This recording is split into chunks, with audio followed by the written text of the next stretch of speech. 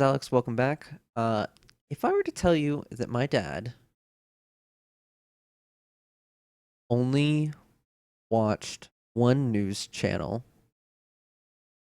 and that he had a very specific set of beliefs that lined up closely with the beliefs of those who are on this news channel, that the only talk radio at least that he listens to, um, is owned by that parent company, and that his beliefs were so deeply held and so entrenched that no amount of evidence or reason would change his mind because it went against his beliefs. Well, you probably would have figured it out long before I got to the end of it, but of course, you know that it's Fox News. And there's this thing about being insular, about your knowledge being insular, that insulating yourself from certain pieces of information, certain websites, certain places. And I think that all of us have some places that we specifically avoid going.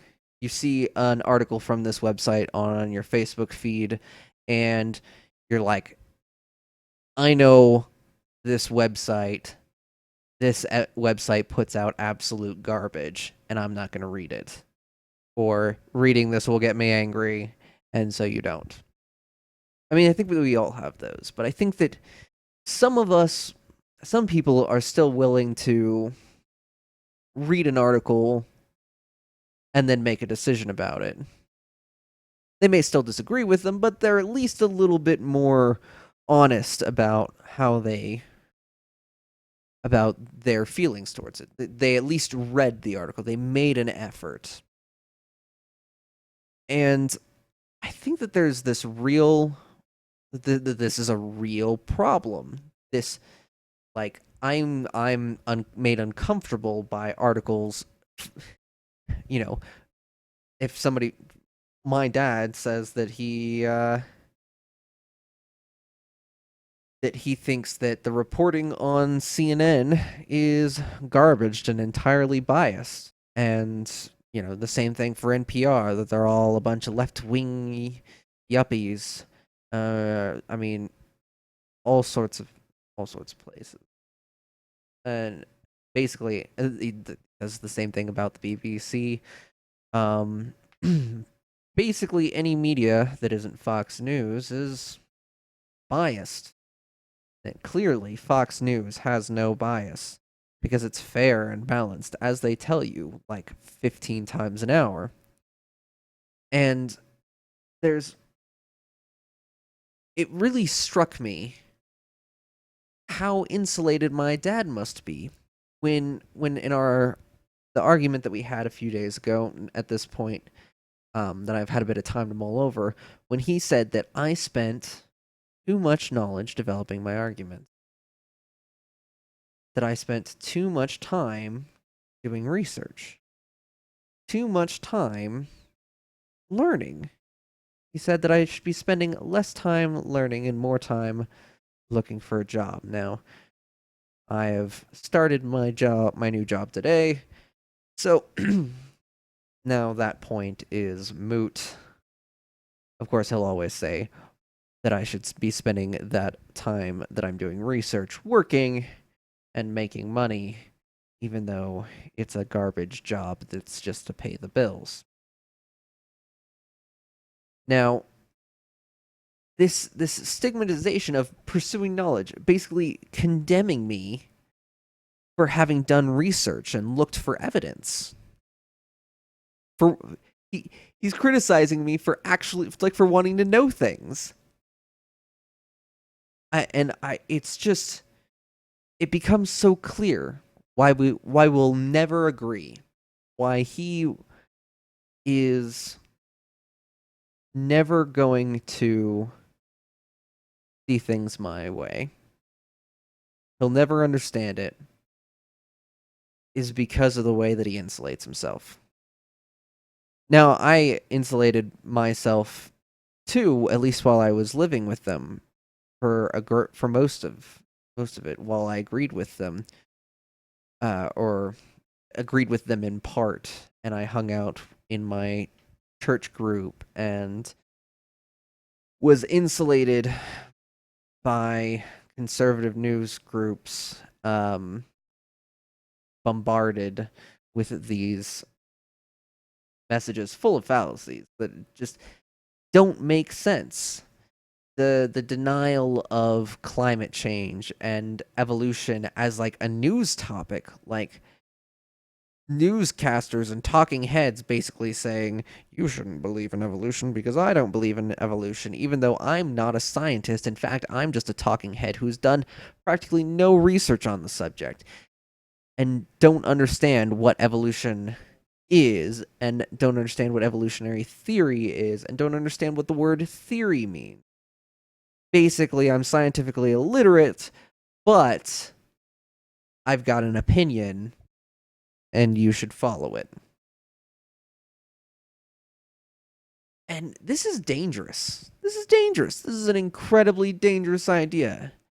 This idea, people should be encouraged to go and find information, and to find that information from any resource that they can use. Now, there are some resources that are more credible than others. And as I talked about in my credibility video, the very idea that my father doesn't know where his information comes from. He doesn't even know who taught, like, where the apologetics classes from our church came from. He doesn't even know who, some of the big players in evolutionary biology are. And while he says that evolution is probably true, he still pretty heavily defends the Bible in to some extent. He's like, well, maybe the Noah's Ark wasn't a global flood, and maybe that it was only like local populations that he saved on his ark, and maybe that it was like, yeah, maybe that it was, but you can't disprove it. It's unfalsifiable, and unless you can, and he has basically told me multiple times that unless I can prove something unfalsifiable false, that he wouldn't become an atheist, which is ridiculous. I just the sheer gap in logic just, I think, says something about. I mean, I don't want to sound elitist over my dad, who makes a lot more money than me, which has nothing to do with intelligence, but it just shows how ignorant he is. And don't mean it as an insult to him. He just doesn't know. He was, and you know what? It's really hard to blame him because his brothers are the same way, because their parents were the same way, and my mother's parents were actually a lot more liberal. My mother was the product of the rebellion, because my mother's parents were like kind of hippies and smoked weed, and were like, didn't really, it's like, we're more laissez-faire. And my mother, conservatism is sort of a backlash to that, though now her parents have become more conservative as well. And so that you can see that there's like this intergenerational insulation against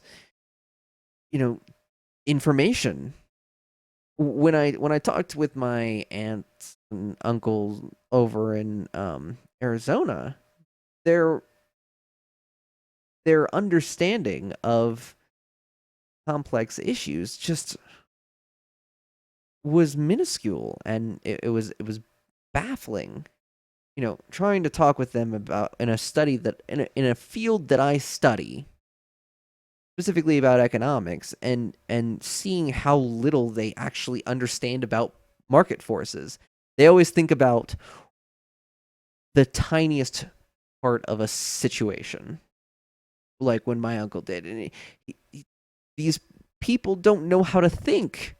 They don't know how to think for themselves. All they know how to do is to parrot the information that they're being told by these news organizations that say you can't trust anybody else. Everybody else is wrong. Only listen to us. I mean, that's part of the reason why I'm subscribed to a lot of news feeds, is because I don't trust any particular news organization. So if I read an article, I want to read it in two places. And not two places where one is just a literal copy of the other, which happens a lot. You'll get a local article that is a copy of a national article, or vice versa. And, you have to it's like you got to get an article from multiple points of view. You got to it's like, to understand a topic, you got to read about it a lot.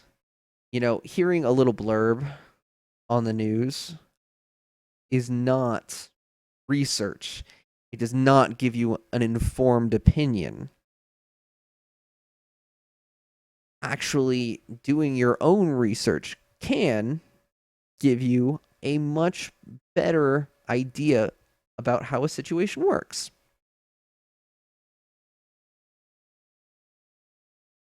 People think too small-minded in that case. Like, my dad was mentioning I was talking with him about universal basic income, and he gave me the theoretical situation of the guy who moves from working 40 productive hours to 35 productive hours each week, because he can now do that at the same level of income. And he says, well, then, your productivity is going to decrease. And I said, and he wouldn't even let me, explain how wrong he is. Under that logic, if you can work 5 hours less and you choose to work 5 hours less, well, then you have a productivity gap. And when there's a productivity gap, especially now that these corporations, especially and I was trying to explain this to him, but he gave the example and then said, no, you're wrong, before I could even explain how that would actually affect his workplace.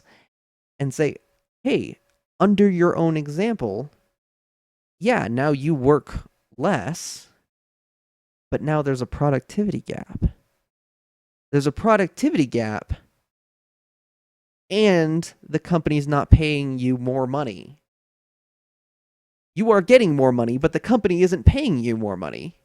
And now you're working less, so the company is paying you less, but you're being still productive with that time.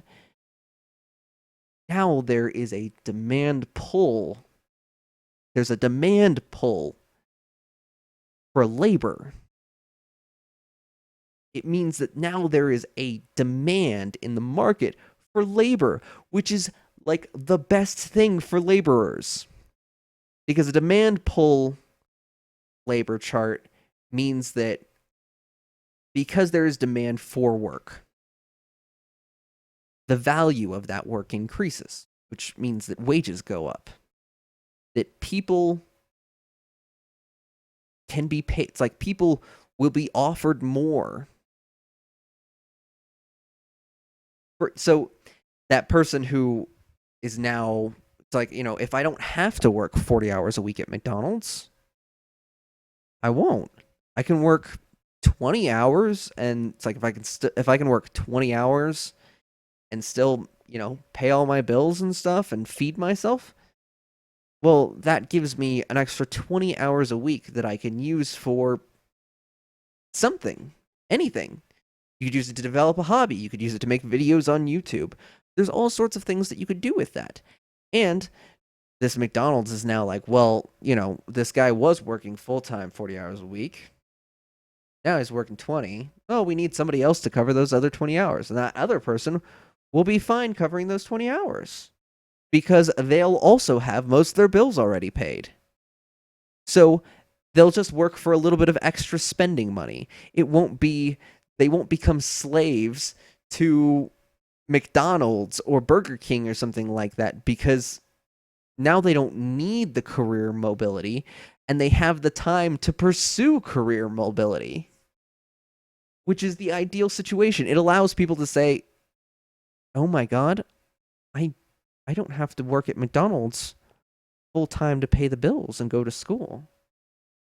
If I can work 20 hours a week, 25, maybe 30, and take a couple classes, I could actually finish college, and I'd have time to actually study because I wouldn't be working 40 or 50 hours a week or 60, as in the case of many full time restaurant workers.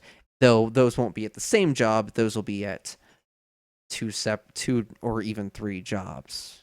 Somebody who works 20 hours a week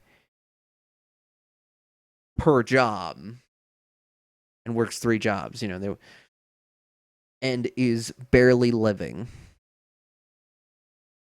because they don't have the time to do anything else other than survive. Now, there are places in the country where you don't have to. But, like, people just seem so small-minded on these kinds of issues. And of course, I think that a contributing factor, other than the insular nature of their conservative media, which encourages you to only consume conservative media, um, and whereas liberal media tends to take information from a lot of places, or I say liberal media, but that's misleading. I should say the rest of the media, because it's conservative media, and then it's the rest of the media, which isn't just liberal. There are conservatives in other media, and some of them are just as crazy as are on places like Fox News. It's but there's when you discourage, I think that they don't understand the concept of investment. Like, they say they do, but they don't understand social investment. They understand investing for themselves, but they don't, because I think that they don't understand the way that the market actually works. They don't really understand how investment actually works. They think that you buy that stocks are a thing that you buy that sometimes it's like that usually over time appreciate in value and produce dividends, or at the very least, if they don't increase in price, that you at least get dividend payouts and money. But they don't understand that when you're buying a stock, you are giving money to a company to use for research and keeping their company going.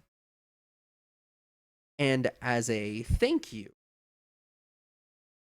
for doing that, they sometimes will pay out dividends, either in the form of cash or shares. But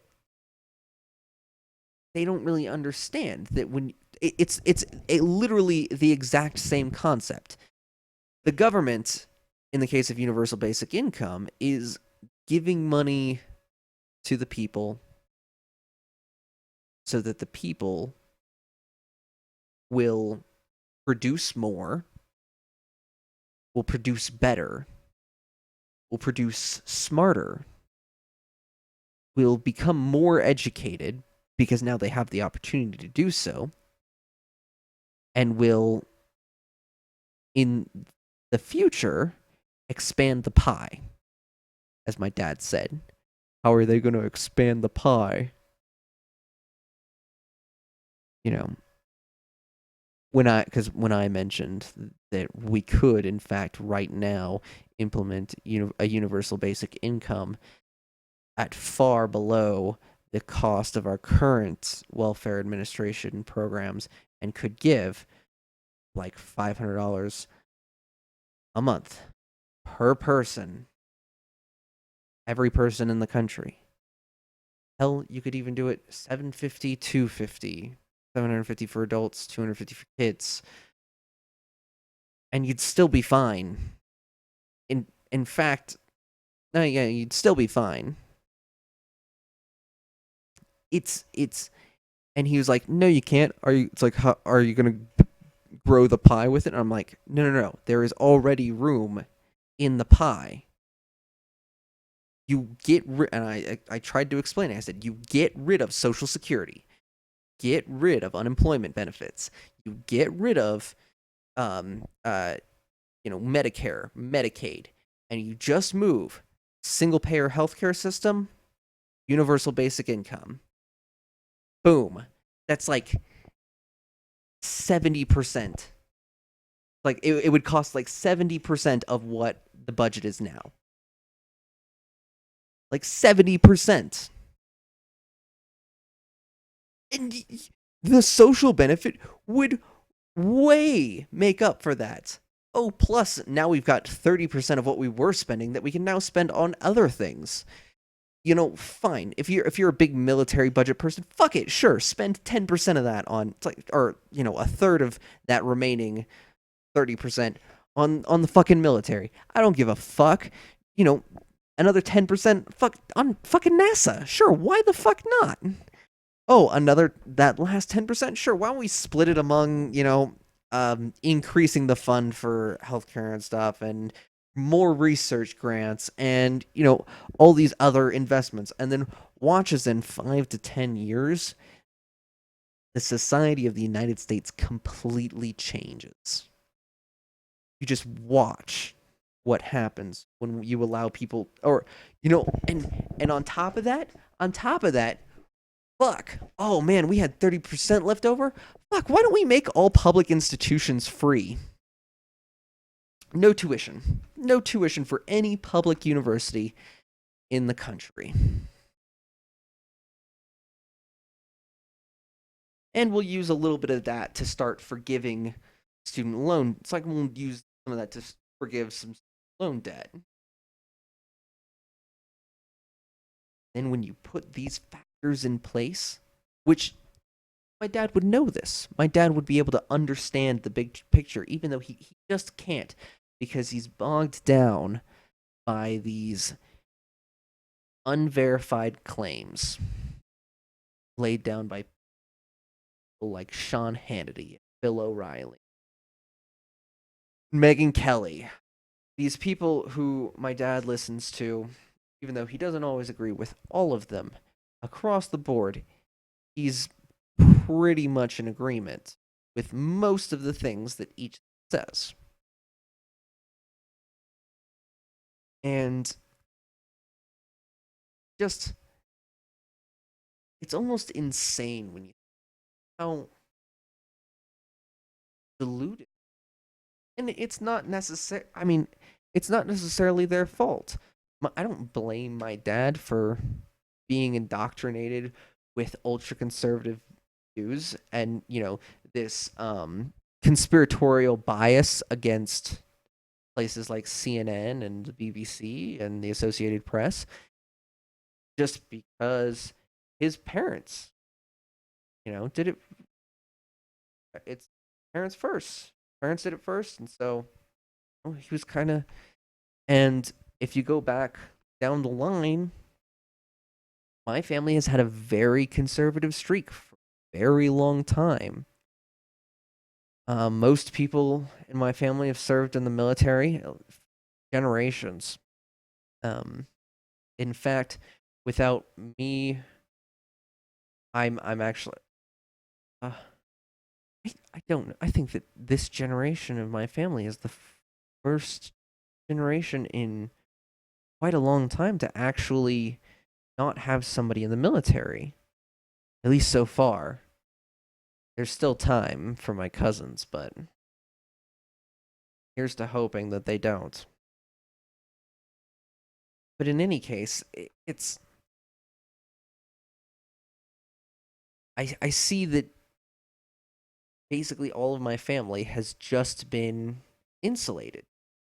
And for practically their entire lives, It's not now until now when you have the internet, when you have the opportunity to escape that insular line of thought and to become your own person, even when you're entirely surrounded by other people, which is it's like people who all believe the same thing. It would be such a Herculean task to to do that in an age without internet. You'd be ostracized. And I think that it's great now that we have this tool that allows us to go learn all these things. NASA put out that they're going to release all of their research for free. You can find any paper released by NASA and read it for free because knowledge is so important. It's so important.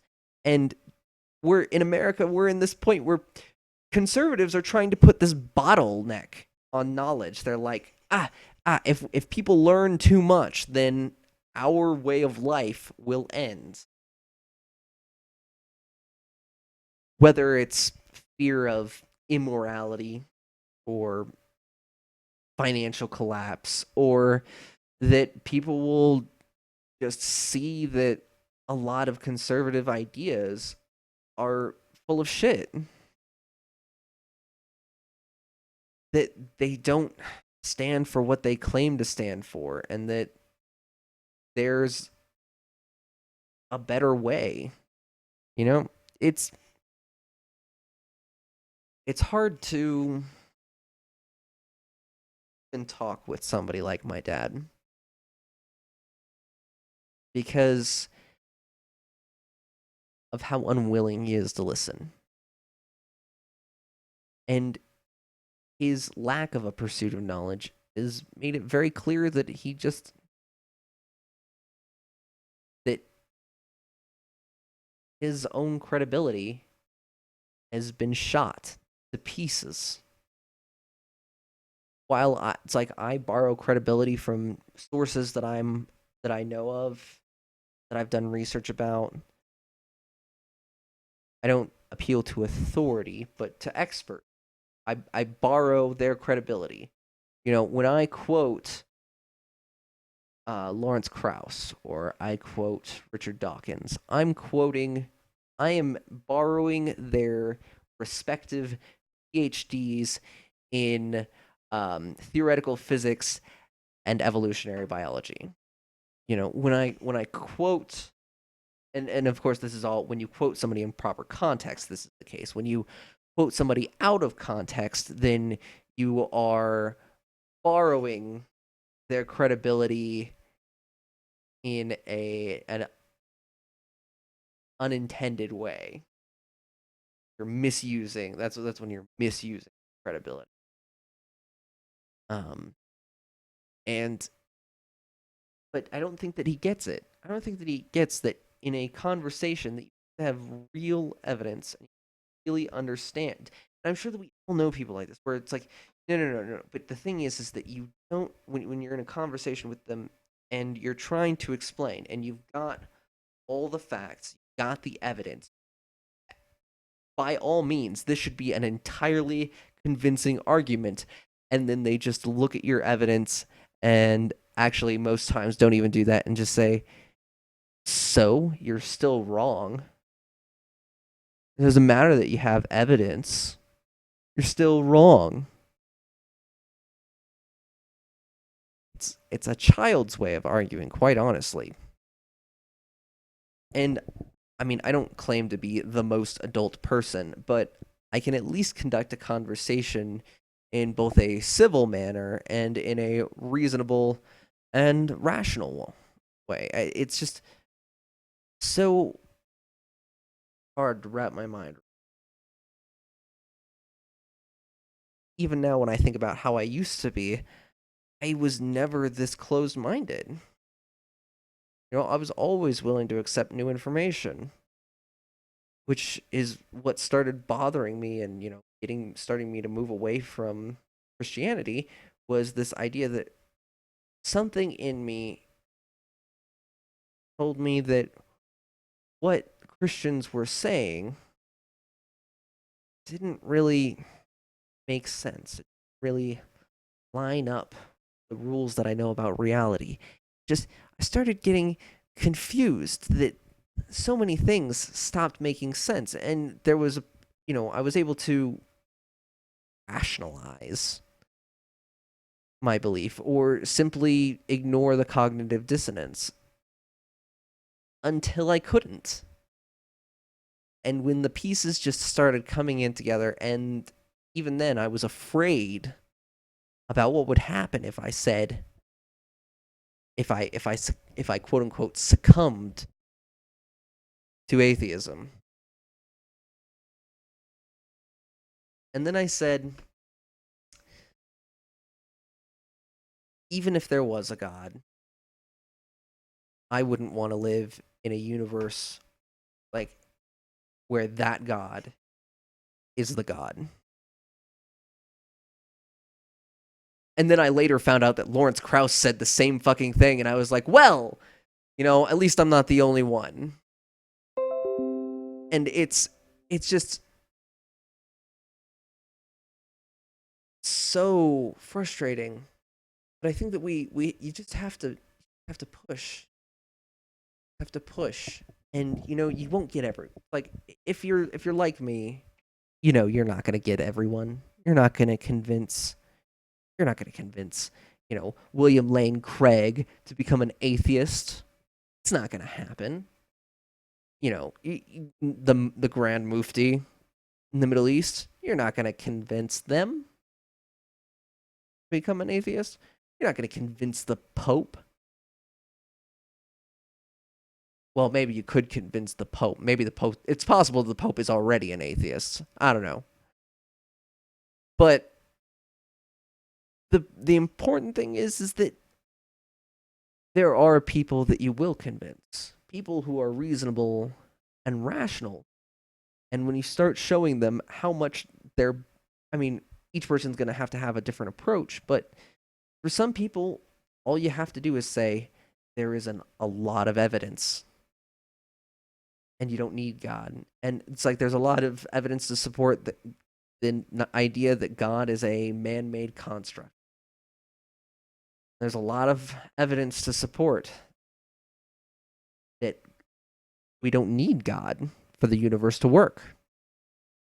We've got a couple of questions about the very beginning, about abiogenesis. We've got some things that we still are looking for answers to, and some concepts that we want to see if we can potentially try out. But honestly, that's I mean anything that was considered a mystery, the Bible has pretty much been solved. How we got here, how the Earth was formed, how the solar system was formed, the way that the universe came together. We know that life happened. We can see the evolutionary process, marked by extinction events and things like that. And we can see the progress from almost the very beginning of life up until now. And we can measure all these things, and people I don't understand why people say that we shouldn't do these things. It's like they don't understand the disconnect between science that creates useful technology and science that create and the science that tells us where we come from and where we're going. Somehow people have disconnected these two, and they say that one is good but the other is bad, and they don't see that the two are actually connected. They don't see that it's what we go through as a society that drives our technological advances. They think that that we can make these technological advances regardless of how old you think the universe is. They believe that you can be an astronomer and contribute greatly to the scientific community and still like and believe that the 6 billion year old stars are only 6,000 years old, but that they were created old. It doesn't, and they say that the issue is closed and that these that our theories, the theorems, the practical laws of the universe that we've discovered aren't important. And to those people, I say, go back to your fucking Amish community. Jesus.